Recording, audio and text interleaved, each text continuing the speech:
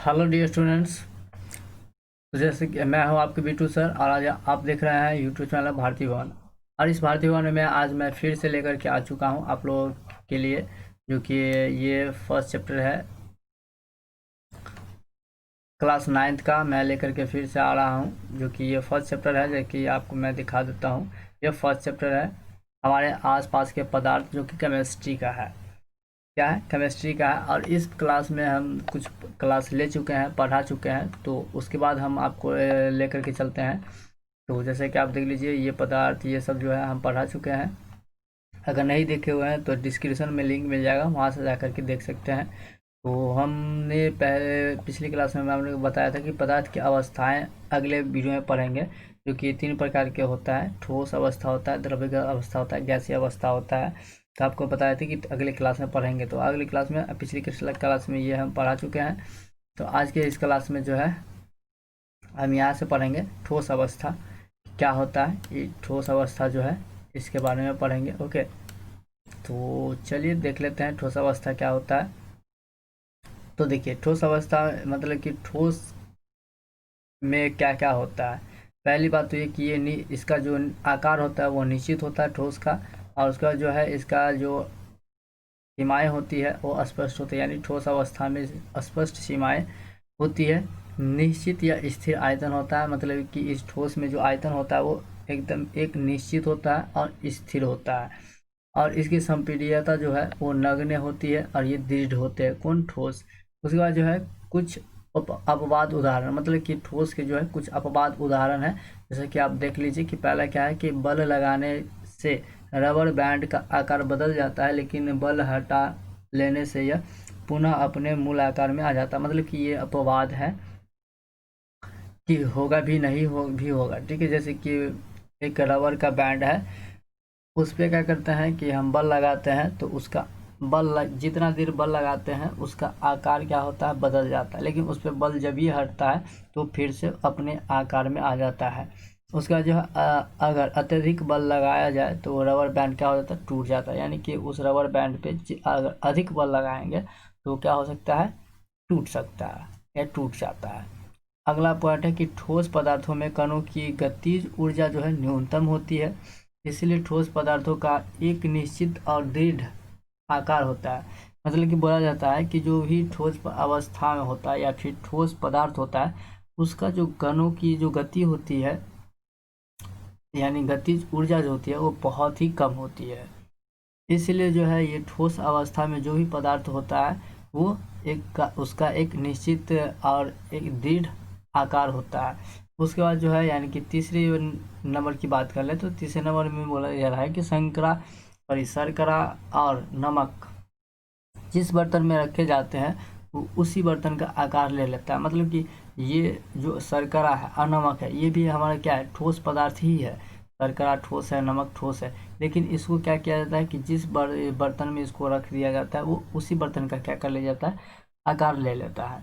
लेकिन ये नए ठोस पदार्थ है, मतलब कि ये जो शर्करा और नमक है ये पदार्थ ठोस पदार्थ है लेकिन नया है, क्योंकि क्रिस्टलों का आकार वही रहता है। उसके बाद जो है हम बात कर लेते हैं कि अगले पॉइंट की बात। तो अगले पॉइंट हमारा है कि हाथ से दबा करके स्पंज को काफ़ी हद तक संपीड़ित कर सकते हैं। मतलब कि जो हमारे स्पंज होता है जो दबता है वो भी एक ठोस ही होता है, लेकिन उसको हम हाथ से दबा करके काफ़ी हद तक उसको संपीड़ित कर सकते हैं। लेकिन फिर भी यह ठोस है, लेकिन उस यानी हाथ से उसको दबा करके संपीड़ित कर सकते हैं, लेकिन फिर वो उसको छोड़ने के बाद वो अपने रूप में आ जाएगा। तो इस तरह से ये ठोस होता है। कारण यह है कि स्पंज के छेदों में हवा भरी होती है और दबाने पर बाहर निकल जाती है। यानी कि वो जो स्पंज होती है उस स्पंज में हवा भरी होती हुई रहती है, छोटे छोटे छिद्र होते हैं उसकी तरह से जो इसमें हवा भरी रहती है।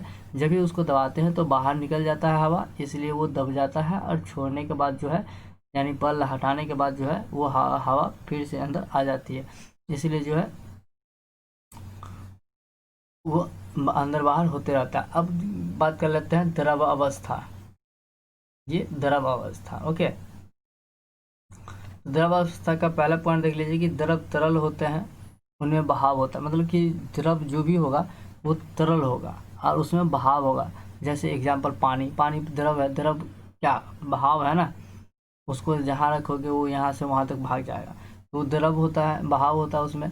अब सेकेंड नंबर की बात करें तो द्रव कोई स्थिर आकार नहीं होता है, सही बात है। जब ये बहाव हुआ तो उसका आकार जो स्थिर नहीं होगा, तो उसका आकार जो है बदल जाएगा, जैसा जहाँ रखिएगा वहाँ बदल उस हिसाब का बन जाएगा। बोतल में रखिएगा बोतल का आकृति ले लेगा, बाल्टी में रखिएगा बाल्टी का आकार ले लेगा, तालाब में रहेगा तालाब का आकार ले लेगा, मतलब जैसा जाएगा वहीं का ये आकार ले लेता है। वह बर्तन का आकार ले लेते हैं, आपको पहले ही बताया कि जिस बर्तन में इसको रखिएगा इस द्रव को, उस बर्तन का आकार ले लेता है। तीसरे नंबर पॉइंट की बात कर लेते हैं, तो तीसरे नंबर है द्रव का निश्चित आयतन होता है, मतलब कि द्रव का जो आयतन होगा वो एक निश्चित होगा, ठोस में निश्चित नहीं था। उसके बाद जो है यहाँ पे बात कर लेते हैं 4 नंबर की, तो 4 नंबर में है द्रवों में बहुत कम संपीड़न होता है, मतलब कि द्रव में जो संपीड़न होगा वो बहुत ही कम होगा। अब यहाँ पे कुछ बात कर लेते हैं कि जो अपवाद होता है उसको, कि द्रव अवस्था का जो अपवाद होगा उसके बारे में बात कर लेते हैं। तो पहले पॉइंट है कि द्रव के कणों का आकर्षण बल उसका आयतन निश्चित रखता है, मतलब कि द्रव में जो कण होते हैं उसका जो आकर्षण बल होता है इस द्रव का जो आयतन को क्या करता है, ये निश्चित रखता है। ओके, अब अगले पॉइंट की बात कर लेते हैं, तो द्रव जिस बर्तन में रखा जाता है वो उसी का आकार ले लेता है, कौन, ये द्रव। उसका जो है अगले पॉइंट की बात कर लेते हैं, तो गैस जैसे कि ऑक्सीजन और कार्बन डाइऑक्साइड CO2 यानी पानी में विसरण करती है, और यही जलीय पौधे वो जीव पानी में घुली ऑक्सीजन के कारण पानी में सांस ले पाते हैं। मतलब कहा जाता है कि देखो ये जो ऑक्सीजन होते हैं, गैस होते हैं, वो पानी में होते हैं यानी द्रव में होते हैं। तो देखो कि गैस जैसे कि ऑक्सीजन जो होता है या फिर कार्बन डाइऑक्साइड होता है, ये पानी में विसरण करती है, क्या करती है, विसरण करती है, किसमें, पानी में। और यही जलीय पौधे और जीव जो है, मतलब जो जल में जो भी जीव रहेगा, पौधे रहेंगे, जो जीव जल में रहते हैं वो पानी में घुला हुआ होता है ऑक्सीजन, उसके कारण पानी में वो क्या कर पाते हैं, सांस ले पाते हैं।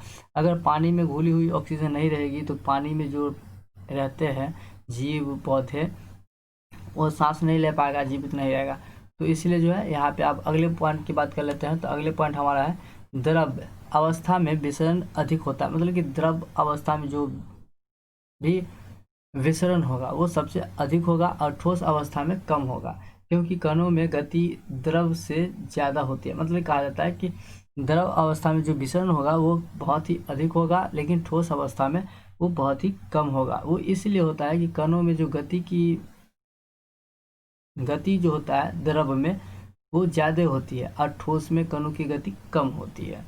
ओके, अब हम यहाँ पर देख लीजिए कि यहाँ पे बात करते हैं गैसीय अवस्था, कि गैसीय अवस्था क्या होता है। इसका पहला पॉइंट है गैस में बहाव होता है, जिस तरह से पानी यानी द्रव में बहाव होता था, उसी तरह यहाँ पे गैस का भी बहाव होता है, और द्रव जिस बर्तन में रखते थे उसी बर्तन का आकार लेता था, उसी तरह यहाँ पे गैस भी जिस बर्तन में इसको रखेंगे वो उसी बर्तन का आकार ले लेगा। समझ में आया। उसके बाद जो है सेकेंड नंबर की बात कर लेते हैं, गैसों में संपीड़न अधिक होता है। तीसरे बात की कर लेते हैं कि गैसों में कोई निश्चित सीमाएं नहीं होती है, मतलब गैस में जो सीमा होगी वो निश्चित नहीं होगा, वो छोटा से बड़ा भी हो सकता है, बड़ा से छोटा भी हो सकता है, मीडियम भी हो सकता है, कम भी हो सकता है। समझ गया। तो चौथे नंबर की बात कर लेते हैं कि गैसों में कोई निश्चित आकार नहीं होता, मतलब गैस का जो कोई आकार होगा वो निश्चित नहीं होगा, जैसे कि द्रव का भी कोई निश्चित आकार नहीं होता है, उसी तरह गैस का भी नहीं होगा। गैस को जहाँ रखिएगा उसी का आकार ले लेगा, बाहर में छोड़िएगा वो पूरा वायुमंडल का आकार ले लेगा। उसका जो 5 नंबर की बात कर लेते हैं, 5 नंबर पॉइंट में लिखा हुआ है कि गैसों में कोई निश्चित आयतन नहीं होता, मतलब कि जो भी आयतन होगा वो गैस में नहीं होता है, निश्चित नहीं होता है। ओके, अगली बात की कर लेते हैं कि इसमें जो गैस का जो अपवाद होगा उसके बारे में बात कर लेते हैं। तो गैस के अपवाद में देख लीजिए कि गैस में कण इधर उधर घूमने के लिए पूरी तरह से स्वतंत्र होते हैं, मतलब कि गैस में जो भी कण होते हैं इधर से उधर जाने के लिए पूरी तरह से स्वतंत्र होता है, यानी आज़ाद होता है, वो कहीं भी जा सकता है। इसलिए ना वायु देखते हैं कि तुरंत हो जाता है, ख़त्म हो जाता है, मतलब उड़ते रहता है। उनमें जो आकर्षण बल होता है वो बहुत ही कम होता है, मतलब एक दूसरे को पकड़ने की जो क्षमता होती है वो बहुत ही कम होता है, ना के बराबर होता है। इसीलिए गैसों में जो है बहाव होता है। अब अगले पॉइंट की बात कर लेते हैं। तो अगले पॉइंट है गैस का कोई निश्चित आयतन नहीं होता, मतलब कि गैस में जो आयतन होता है वो निश्चित नहीं होता है। इसलिए गैस जिस भी बर्तन में रखी जाती है वह उसी बर्तन का क्या कर लेता है, आयतन घेर लेती है या फिर आकार ले लेती है। उसके बाद जो अगले पॉइंट की बात कर लेते हैं। तो अगला पॉइंट हमारे पास है कि गैसीय अवस्था में कण अनियमित रूप से तेजी से गति करते हैं, मतलब कि गैसीय अवस्था में जो भी कण होगा वो एक अनियमित रूप से जो है तेजी से गति करता है। मतलब कि उसमें कोई नियम नहीं लागू रहा होगा, वो एकदम जितना तेजी में हो सके उतना तेजी में वो गति करेगा। इसी कारण से जो है कण आपस में और बर्तन की दीवारों से टकराते हैं। मतलब इसी कारण जो है यानी कि वो खूब स्पीड में अपना गति करते रहता है। गैस का जो कण होता है वो इसी कारण से क्या होता है कि वो आपस में एक दूसरे के आपस में टकराते रहता है ये कण। और जो भी बर्तन का दीवार होगा यानी जिस बर्तन में रखेंगे उसका एक दीवार होगा, उस दीवार में वो टकराते रहता है। बर्तन की दीवार पर गैस कणों द्वारा प्रति इकाई क्षेत्र पर लगे बल के कारण गैस का दबाव बना होता है, सॉरी बनता है। ओके, यानी कि बर्तन की जो दीवार है उस पर गैस के कण द्वारा प्रति इकाई क्षेत्र पर लगे बल, यानी टकराएगा तो उसमें बल लगेगा ही, उसके कारण जो है गैस का जो है दबाव बना होता है। आगे हम बात करते हैं पदार्थ की अवस्थाओं में परिवर्तन, मतलब कि पदार्थ की जो अवस्था होती है, ठोस होती है, द्रव होती है, गैस होती है, उसमें जो परिवर्तन होता है वो कैसे होता है सो देख लीजिए। सबसे पहली बात तो ये कि पानी पदार्थ की 3 अवस्थाओं में मिलता है। मतलब पानी जो है वो पदार्थ में 3 अवस्थाओं में मिलते हैं। ठोस में भी मिल जाता है पानी, द्रव में भी मिल जाता है और गैस में भी बन जाता है। अब आपको होगा कि सर ठोस में कैसे मिल जाता है, द्रव में तो समझ गया कि पानी होता है नॉर्मली, तो द्रव में होता है, गैस में फिर कैसे बन जाता है, ठोस में कैसे मिलता है। तो देखिए आपको सबसे पहली बात तो ये कि हम बता दें कि यहाँ पे आगे बताया गया होगा लेकिन थोड़ा सा बात कर लेते हैं। अगर हमारे पास द्रव है ना, द्रव से अगर ठोस में चेंजिंग करना होगा तो क्या करना होगा, उसमें का जो डिग्री सेल्सियस है वो बढ़ाना होगा, ताकि मतलब कि वो ठोस में चेंज हो जाए। जैसे कि फ्रीजर होता है, एक फ्रिज में क्या किया जाता है, पानी रख दिया जाता है और उसके जो है डिग्री सेल्सियस जो है उसको बढ़ा दिया जाता है। और आज से कल तक में या फिर एक हफ्ते में क्या होता है, वो पानी से बर्फ जम जाता है। उसके बाद जो है यानी कि द्रव जानते ही है। उसका जो है गैस यानी वाष्प अगर बात कर लेते हैं तो यहाँ पे देखिए कि अगर मान लेते हैं कि वाटर है यानी पानी है, पानी को अगर हीट किया जाए, गर्म किया जाए, तो उसमें क्या होगा, वो वाष्प निकलेगा, है ना, गैस निकलेगा। तो वही वाष्प समझ गए कि वाष्प क्या होगा, गैस होगा। यानी बर्फ ठोस हो जाएगा, ये भी पानी से बना है, पानी द्रव्य हो जाएगा, वाष्प जो कि पानी से बना है ये गैस हो जाएगा। तो अब यहाँ पे देख लीजिए कि यहाँ पे कुछ फिगर दिया गया है, फिगर की सहायता से। अब ये पहले यहाँ पर देख लीजिए कि गर्म करने पर बर्फ पानी में परिवर्तन हो जाती है। यानी कि यहाँ पे बताया गया है कि ऊपर बताए थे कि गर्म करने पर पानी को अगर गर्म करेंगे तो वो बर्फ में चेंज हो जाता है, परिवर्तन हो जाता है, और पानी वाष्प में परिवर्तन हो जाता है, और उसको जो है और भी गर्म करेंगे तो वाष्प में परिवर्तन हो जाएगा। पदार्थ की भौतिक अवस्था को 2 तरीकों से परिवर्तन किया जा सकता है। मतलब कहा जाता है कि पदार्थ का जो भौतिक अवस्था होता है उसको 2 तरीके से हम परिवर्तन कर सकते हैं। जैसे कि तापमान में परिवर्तन करके हम यहाँ पे कर सकते हैं। जैसे कि यहाँ पे देख लीजिए कि एक तो लोहे का ये स्टैंड है। ओके, आपको मैं दिखा देता हूँ। ये जो है ये हमारा स्टैंड है लोहे का, और ये एक थर्मामीटर है, और ये एक बीकर है जो कि एक बर्तन है, और इसमें पानी रख दिया गया है।